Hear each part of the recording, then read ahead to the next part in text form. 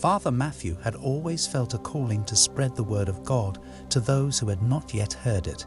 He had spent years training to become a missionary, and he had finally been given his first assignment, to travel to the far north and convert the Eskimos to Christianity. He packed his bags, said goodbye to his family and friends, and set out on his journey with a heart full of hope and zeal. He knew that the task before him would not be easy, but he was determined to succeed. When he arrived in the Eskimo village, he was met with suspicion and skepticism. The people were wary of this stranger who came with a strange message, and they were hesitant to listen to his teachings. But Father Matthew was undaunted. He spoke with the villagers, learned their customs and traditions, and tried to find common ground. He told them about the love and mercy of God, and how Jesus had come to save them from their sins.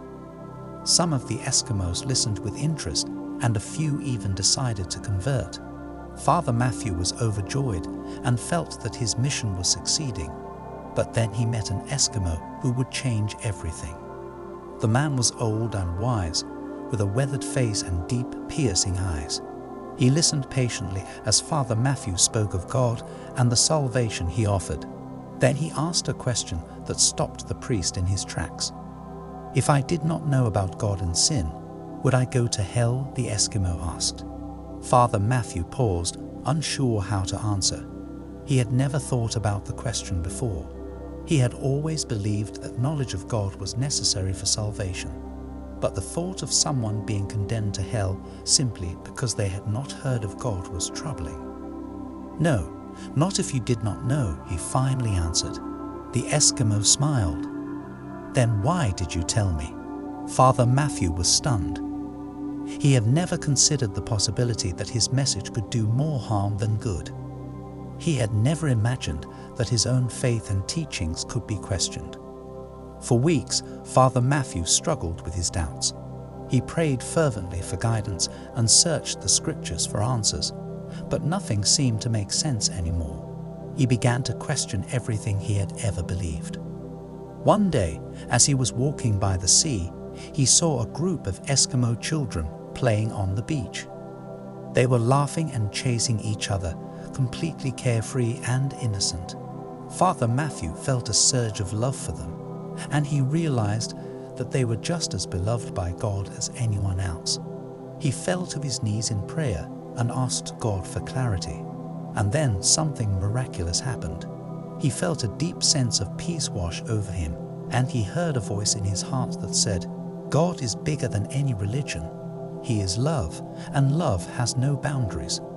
Father Matthew knew that his mission had changed. He was no longer there to convert the Eskimos to Christianity, but to share the love of God with them in whatever way he could. He spent the rest of his time in the village learning from the people and sharing his own wisdom. And when he left with a new understanding of God and his purpose in the world.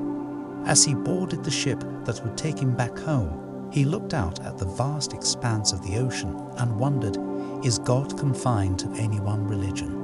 He didn't know the answer, but he knew that it was a question he would carry with him for the rest of his life. When Father Matthew returned to his homeland, he found himself at odds with the church hierarchy. They were disappointed that he had not converted more Eskimos to Christianity, and they questioned his commitment to the faith.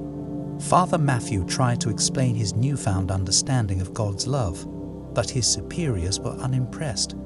They saw him as a failure and a disappointment, and they were reluctant to give him any further assignments. Father Matthew was heartbroken. He had devoted his life to spreading the message of God's love, and now he felt that he had been cast aside. He began to question whether he had made the right choice in becoming a priest. For months, he wandered aimlessly, trying to find his place in the world. He met people from different faiths and backgrounds, and he saw firsthand the beauty and diversity of humanity. But he also saw the pain and suffering that people could inflict on each other in the name of religion. One day, he found himself in a small village on the outskirts of the city. He met a group of people who were dedicated to serving the poor and the marginalized, regardless of their religion or background. They welcomed him with open arms and showed him a kind of love and compassion that he had never experienced before. Father Matthew felt a spark of hope reignite within him. He realized that God's love was not confined to any one religion, but was present in every corner of the world. He began to work alongside the people in the village, serving the needy and sharing his own wisdom. As he worked, he thought back to his time with the Eskimos. He realized that the old man's question had been a turning point in his life, a catalyst for him to question his own beliefs and seek a deeper understanding of God. He felt grateful for the journey that had brought him to this place, and he knew that he had found his true calling. He continued to serve the people in the village, and he found joy and fulfillment in sharing God's love with them. And so, the story of Father Matthew continued, leaving a question to the listener. Is it possible to find God's love outside of one's own religion? The answer, perhaps, is not a simple one, but it is a question that is worth exploring. For Father Matthew, it was a question that led him on a journey of discovery and ultimately to a deeper understanding of the nature of God's love. Thanks for watching our video. If you enjoyed it, please give it a thumbs up and leave a comment below. We love hearing your thoughts and feedback. Don't forget to subscribe to our channel and hit the notification bell so you never miss a new video. Thanks again for watching, and we'll see you in the next video.